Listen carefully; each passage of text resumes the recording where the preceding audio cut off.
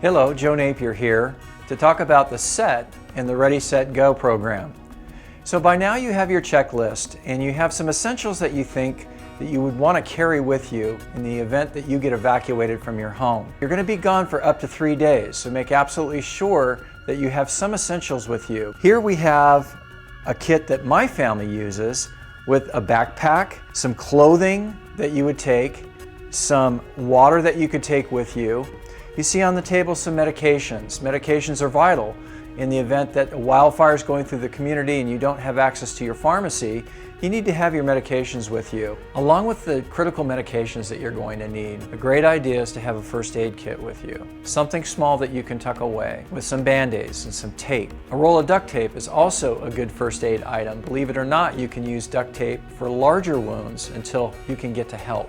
You'll also see an analog watch. Your smartwatch is not going to last 72 hours. Have an analog watch with you, a solar charging unit to keep your cell phone charged. Plug your cell phone into that charging unit and it has battery capacity so that you can continue to use your cell phone as long as the towers are up to text family members, to talk to family members as a part of that reunification process.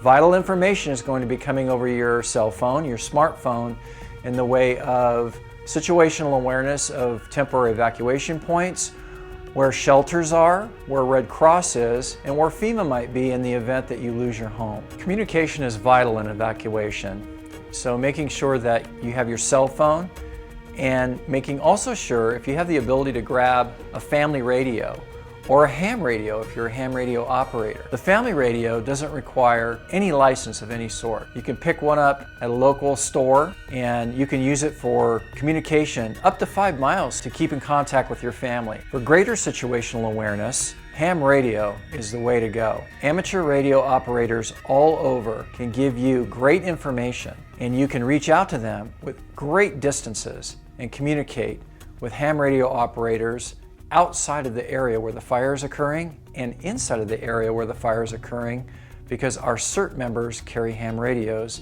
They give situational awareness and reports to the fire department. Another vital piece of equipment is an AM/FM radio, one that you can wind, one that's battery operated, that can be charged by winding or be charged by solar. Make sure that you have sunscreen, a hat, a handkerchief.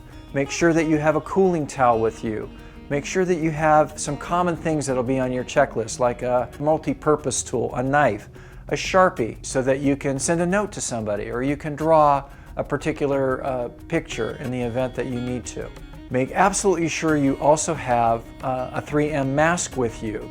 N95 is preferable so that in the event that there's smoke and dust or anything that's going on, you can protect your airway. In the event that an emergency happens and that you're going to get evacuated, one of the things that people often forget is where their keys are.